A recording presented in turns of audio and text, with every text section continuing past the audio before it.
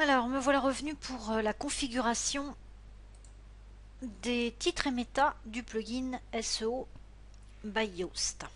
Alors, lorsque vous téléchargez le plugin pour la première fois, vous n'avez, comment ici, rien de coché. Ici, vous avez autre chose. Ici, vous avez des variables différents. Ici, pareil, c'est différent. Ici, également. J'ai donc tout modifié, ou presque. Donc vous pouvez laisser en l'état, ou vous pouvez modifier. Par contre, il manque un onglet, depuis la dernière mise à jour, un onglet qui s'appelait Aide. Alors cet onglet, en fait j'en ai fait une capture d'écran. Voilà. Ce sont les fameuses variables. Voilà. Donc je mettrai l'image, bon évidemment on ne peut pas copier-coller hein, sur une image, mais enfin bon, si ça peut éventuellement vous aider, eh bien je mettrai l'image sur mon blog bien évidemment dans l'article. Donc nous allons revenir dans les réglages du plugin. Donc ici nous sommes donc sur titre et méta. Il y a quelque chose d'important à savoir, c'est-à-dire que lorsque vous réglez cette partie-là, notamment au niveau taxonomie et article, il faudra être en corrélation totale avec son sitemap, ici, XML, le XML sitemap de Yoast. Si vous ne voulez pas vous servir du sitemap de Yoast, il faudra désactiver le sitemap en question.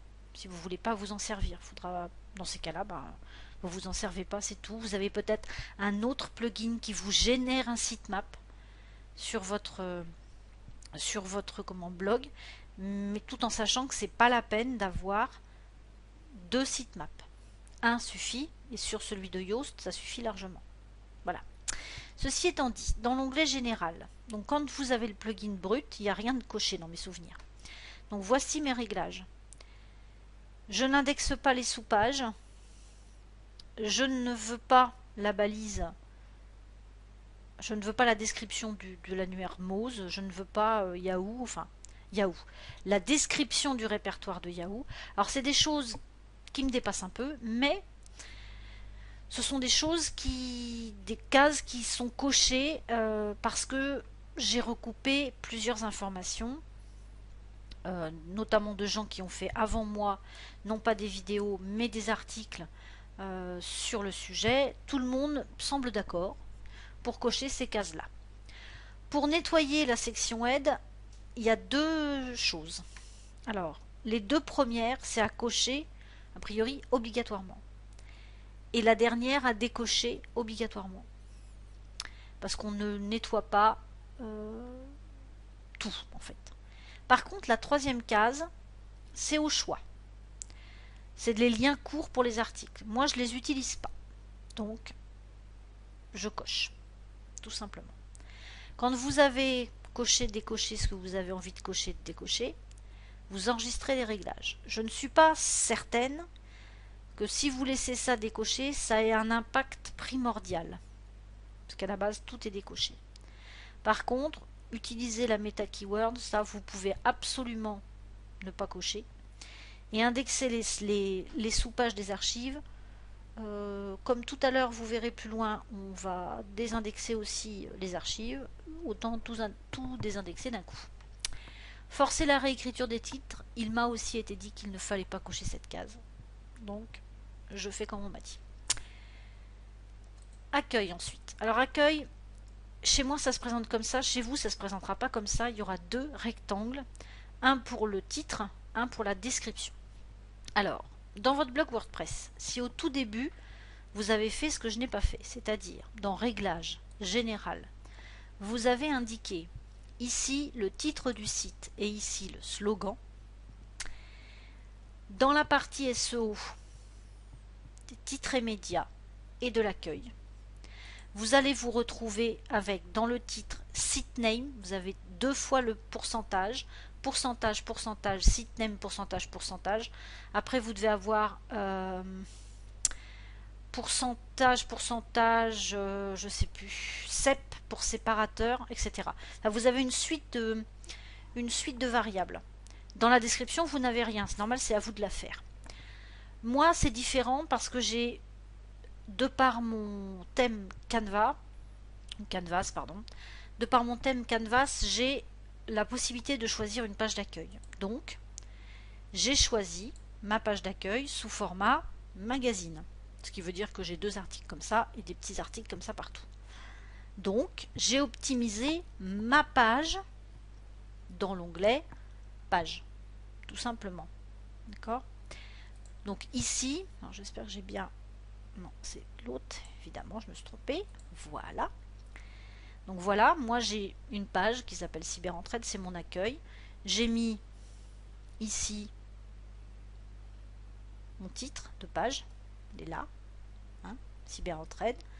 J'ai mis mon titre SEO, enfin mon titre SEO, mon titre de page, title, et j'ai mis ma méta description. Ce qui fait que lorsque je vais dans SEO Quake, c'est une petite extension que vous pouvez télécharger sur Chrome, ici j'ai bien mon titre, ici j'ai bien ma méta description. Il y a une certaine longueur à respecter. Il ne faut pas aller ici par exemple au-delà de 70 caractères. Donc les caractères c'est aussi les espaces pour le titre. D'accord ? Et la métadescription, il ne faut pas aller au-delà de 160 caractères. Et le plugin SEO by Yoast vous dit qu'il vaut mieux aller à 156 caractères. Bon, on n'est pas à 4 caractères près. Mais bon voilà. Donc moi je l'ai fait ici. Vous par contre pour votre métadescription, si vous n'avez pas de page spécifique, vous pourrez tout à fait le mettre dans titre et média, et méta, pardon, dans accueil, dans votre rectangle qui va s'appeler description. Si vous n'avez pas, comme moi, rempli dans les réglages généraux le titre et le slogan, dans ces cas-là, il faudra faire comme moi, c'est-à-dire il faudra mettre le nom de votre site. Sinon, vous pouvez mettre les variables que vous retrouverez donc sur mon blog sous forme d'image. Donc vous retrouverez, si je m'y retrouve dans mon bazar, on va pas faire ça comme ça non plus, on va faire ça autrement. Voilà. Des fois je suis un peu loose avec Windows 8. Hein. Alors, ah oui, non, c'est vrai que j'aurais dû aller là. Voilà, ça y est, j'ai retrouvé. Donc ici, vous pourrez mettre site name, parce que vous l'aurez mis dans les réglages, le nom du site. Vous pourrez mettre un trait vertical si ça vous fait plaisir. Donc c'est CTRL ALT la touche 6 ou autre chose, ou un espace. Vous faites comme vous voulez. Et vous pourrez mettre site desk, le slogan, la description du site. Voilà. Ça, toc, ça y est, j'ai retrouvé ma manip. C'est une chose. Ça sera à vous de voir. Toujours enregistrer vos réglages. Mais en tout cas, tout état de cause, toujours respecter le nombre de caractères pour avoir une optimisation au plus près. Donc le titre, 70 caractères, espace compris, au plus. Et la métadescription, 160, alors 156 pour Yoast. D'accord ? Donc dans le titre, essayez de mettre tout de suite ce dont parle votre blog. Alors moi j'ai marqué blogging astuces techniques et contenu. Ça aurait pu être mieux choisi. Dans la métadescription, mettez pas une suite, quoi qu'on puisse en porter, c'est pas une suite de mots-clés. Ne mettez pas de suite de mots-clés nulle part, essayez de faire des phrases cohérentes. Donc là ma phrase n'est pas super cohérente. Il faudrait que j'aurais pu mettre blogging et astuces, la technique et le contenu. Enfin j'aurais pu rajouter plusieurs choses. À moi d'ailleurs en faisant cette vidéo de me redresser. L'onglet article, alors ça c'est important. Donc l'onglet article, le title, le titre et le nom du blog. Si vous ne voulez pas du nom du blog, vous n'êtes pas obligé de le mettre. Bon, ça, mais vous verrez dans les réglages de base, il y est, c'est marqué CEP, site name. Donc moi j'ai gardé. Et excerpt, c'est l'extrait. D'accord ? MetaRobot, non-index follow, vous ne cochez surtout pas, sinon ça va être suivi mais non indexé, aucun intérêt. Laissez le real offer indiqué. Date de l'imprévisualisation d'éléments, non. WordPress Metabox, alors qu'est-ce que c'est que la Metabox ? Alors certains vont s'en servir, d'autres pas. Là, il y a deux débats. Donc moi, je m'en sers. Je m'en sers et voilà, la MetaBox, c'est ça. Enfin, là, vous voyez ce qui a été rempli. Et la MetaBox, en fait, c'est cette chose-là que vous voyez en dessous. Toc, la MetaBox, c'est ça. Si vous ne voulez pas vous en servir, vous n'êtes pas obligé. Malgré tout, ça peut être une aide. Par exemple, pour le titre, title. Donc le title, c'est ça. Vous voyez ici, il s'appelle Twitter de sa création à nos jours. Et là, il s'appelle Histoire de Twitter, un réseau social à suivre. Ah, bah ouais, j'ai changé. Si j'avais rien changé, le titre ici se serait retrouvé ici. Maintenant, j'ai changé. J'ai pour habitude de suivre à peu près au pied de la lettre les indications du plugin. Chacun fait comme il veut. Moi, je m'en contente très bien. Donc, je continue sur cette lignée. La métadescription est ici. Donc là, vous voyez, on me dit, j'ai 5 caractères restants, tout va bien. Mon titre est là. Voilà. Donc maintenant, si je veux aller sur l'article, voilà. Si je veux regarder le diagnostic d'SEO Quake, donc SEO Quake qui est là, qui va se mettre en route, voilà, diagnostic, et ben tout est bon. Enfin, tout est bon. Je ne sais pas si c'est bon, mais au moins j'ai respecté ce qu'il faut respecter. Donc mon URL n'est pas trop longue. Voilà. Et voilà. Donc c'est, si vous voulez le prendre que pour une aide, vous pouvez le prendre aussi pour une aide. Ça peut vous servir pour le SEO, c'est sûrement, c'est très bien, mais ça peut aussi vous servir juste pour une aide. Donc les articles, ça sera ça pour moi, le titre et mon nom de domaine. La métadescription, ça sera l'extrait. Modèle de titre, pour la page, pareil, j'ai pas changé. Donc si vous avez déjà mis le nom de votre site dans les réglages de votre thème, de votre ici réglage général. Si vous avez déjà mis par exemple le nom de votre site comme moi, CyberEntraide, si je l'avais mis là, j'aurais mis site name. Sinon, ça me ferait site name, ça me ferait 2 CyberEntraide, CyberEntraide, CyberEntraide. Alors bon, on va arrêter. C'est pas la peine d'en faire trop, quoi, des tonnes, ça, voilà. Puis c'est pas beau, c'est moche, donc pensez à pas le remettre là si, si vous l'avez déjà mis. Si vous avez déjà mis le site name, mettez site name ou mettez rien du tout, il se mettra tout seul de toute façon aussi, je crois, dans mes souvenirs. Mais bon, moi j'ai préféré pas le mettre dans les réglages. Donc les pages, pareil que les articles. Les médias, alors les médias c'est quoi? Bah c'est ça, tout simplement, hein, c'est vos images. Alors les images, moi je ne les... c'est peut-être un tort, je ne prends pas la MetaBox parce que je ne fais pas de description de mes images, etc. Alors c'est peut-être un tort, je suis en train de me poser la question, mais bon. Pour le modèle de titre, c'est toujours pareil. Par contre, pour la description, j'ai choisi caption, comme on veut. Alors, qui est là? Qui est la légende de la pièce jointe. Alors, quand il n'y en a pas de légende, bah, ça se met pas, tout simplement. Mais quand je mets une légende, elle apparaît. Le titre, bah, c'est le titre de l'image. Et le nom de mon blog. Voilà. Donc ici, je ne mets pas l'authorship.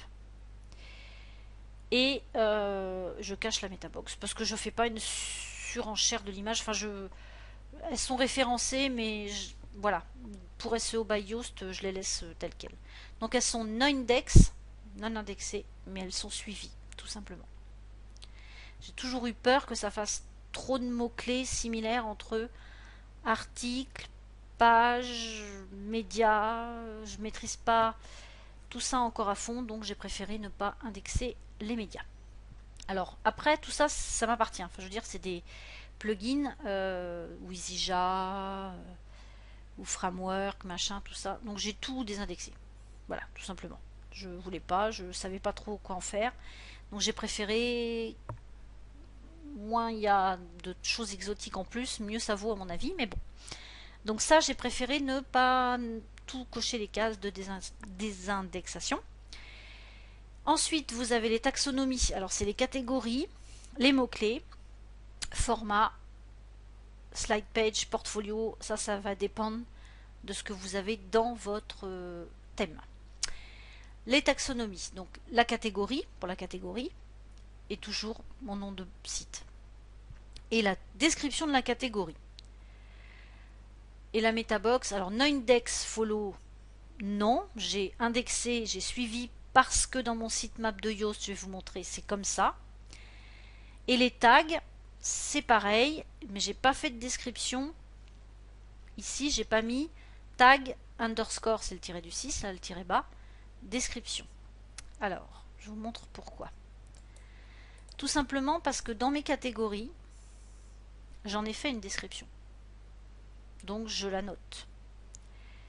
Enfin, je l'indique dans mon plugin SEO by Yoast, j'indique la description. Pour mes mots-clés, que je refonds en ce moment, j'ai pas mis de description. Donc je vois pas trop l'intérêt de surcharger le truc, enfin surcharger. De mettre une variable, ça sert à rien. C'était pas la peine. Sinon j'aurais mis tag, underscore, description. Format, j'ai laissé tel quel, non indexé. Slide page non indexé, portfolio non indexé. De toute façon, j'en ai pas sur mon blog, mais si ça m'arrive, au moins c'est fait. Autre, alors moi je désindexe les archives par date et de l'auteur. Tout. Donc j'ai un seul, alors moi j'ai un site avec un seul auteur, c'est moi. Voilà. Donc il vaut mieux que je désindexe. Par contre, si vous avez plusieurs auteurs, là, je sais pas, il est peut-être préférable de ne pas désindexer, je ne sais pas. Donc j'ai préféré cocher cette case. Donc archives par date, j'ai désindexé également. Et les pages spéciales, donc vous avez cherché pour page introuvable pour la page 404. Donc je rappelle site name si vous avez renseigné le nom de votre site dans les réglages. C'est pas très compliqué, vous pouvez modifier avec les variables que je vais vous donner qui étaient avant dans cet onglet aide. Par contre, il y a des choses qu'il faut vraiment désindexer. Et dans les taxonomies, il faut être cohérent avec son sitemap. Si vous utilisez ce sitemap, si vous ne l'utilisez pas, vous décochez la case.